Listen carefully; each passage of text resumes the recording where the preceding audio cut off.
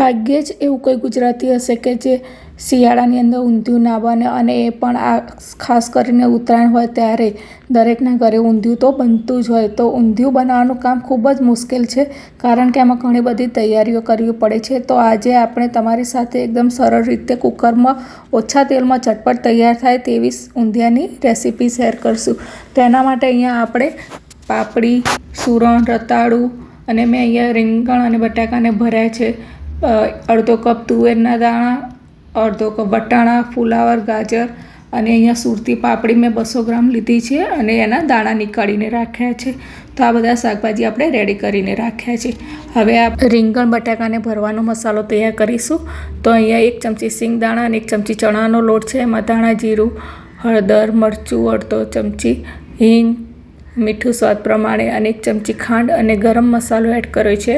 અને આદુ મરચાં લસણની પેસ્ટ, ગ્રીન ચટણી એડ કરી છે 1 ચમચી, અને થોડું તેલ નાખીને આ રીતે મસાલાને આપણે મિક્સ કરી લઈશું. અને હવે આપણો મસાલો રેડી છે. તો હવે એને આપણે બટાકા અને રીંગણ લઈશું. મેં અહીંયા 6-7 રીંગણ લીધા છે અને 3-4 નાના બટાકા લીધા છે. તો રીંગણને આ રીતે આપણે કટ કરી લેવાના છે.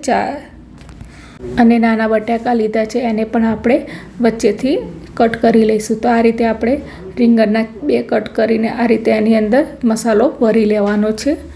તો આ રીતે તમારે અંદર જેટલો આવે એ રીતે બધા રીંગણ અને બટાકામાં મસાલો ભરી લઈશું.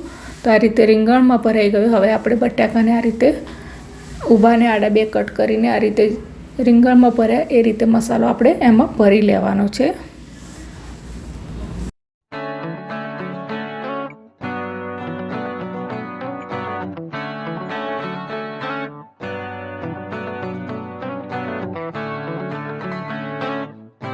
તો હવે અહીંયા આપણા રીંગણ બટાકા ભરાઈ ગયા છે. તો હવે એક વાટકીમાં મસાલો કરશું.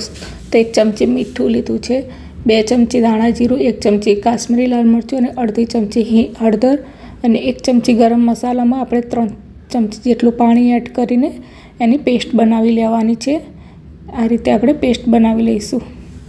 આ પેસ્ટના લીધે આપણા ઊંધિયાનો કલર પણ ખૂબ જ સરસ આવશે.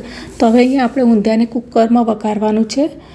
તો અહીંયા આપણે 4 થી 5 ચમચી જેટલું તેલ એડ કરીશું. એમાં 1 ચમચી જેટલું જીરું, હિંગ અને અડધી કપ જેટલું લીલું લસણ સમારેલું છે એ એડ કરીશું. પછી ત્યારબાદ અડધી ચમચી તલ, વરિયાળી અને આખા ધાણા લીધા છે એ એડ કરીશું. અને હવે અહીંયા આપણે રતાળું, સૂરણ અને શક્કરિયાને આપણે તળવાના છે. તો આ જે તેલ છે એમ જ આપણે તળવાના છે. તો 2 મિનિટ સુધી આપણે એને આ રીતે તળી લઈશું. હવે એ જ એની અંદર જ આપણે જે વટાણા, તુવેરના દાણા અને પાપડીના દાણા છે તે એડ કરીને 2 મિનિટ થોડી વાર આપણે થવા દઈશું. થોડા સોફ્ટ થાય ત્યારબાદ આપણે એની અંદર હવે બીજા શાકભાજી એડ કરીશું. તો અહીંયા આપણે બટાકા, ફુલાવર અને ગાજર, આ ફુલાવર અને ગાજર ઓપ્શનલ છે, તમારે નાખવું હોય તો નાખી શકો છો. તો હવે એની અંદર આપણે જે રીંગણ અને બટાકા ભર્યા હતા એ એડ કરીશું. ત્યારબાદ જે પાપડી સમારીને રાખી હતી એ એડ કરીશું. ત્યારબાદ જે આપણે પેસ્ટ બનાવી હતી મરચાંની એ એડ કરીશું અને સારી રીતે આપણે શાકને હવે મિક્સ કરી લઈશું. તો અહીંયા મને ગેસ ઉપર ફાવતું નહોતું તો નીચે ઉતારીને થોડું સારી રીતે મિક્સ કરી લીધું. ત્યારબાદ 2 ચમચી ખાંડ એડ કરી છે. તમને જો ગળપણ ના ગમતું હોય તો તમે સ્કીપ કરી શકો છો. ત્યારબાદ 2 ટામેટાં અને મૂઠિયા એડ કર્યા છે. મૂઠિયા અહીંયા મેં બનાવીને રાખ્યા હતા, એની લિંક હું તમને ડિસ્ક્રિપ્શન બોક્સમાં આપી દઈશ. તો અને લગભગ 3 થી 4 વિસલની અંદર આપણું ઊંધિયું રેડી થઈ જાય છે. તો તમે જોઈ શકો છો કે કુકરમાં એકદમ સરસ ઝડપી તૈયાર થઈ જાય છે. તો એને આપણે ગરમા ગરમ સર્વ કરીશું. અહીંયા મેં જલેબી અને પૂરીની સાથે ઊંધિયાને સર્વ કરી છે. તો તમને મારો આ વિડીયો કેવો લાગ્યો એ કમેન્ટમાં જરૂર કહેજો. બાય.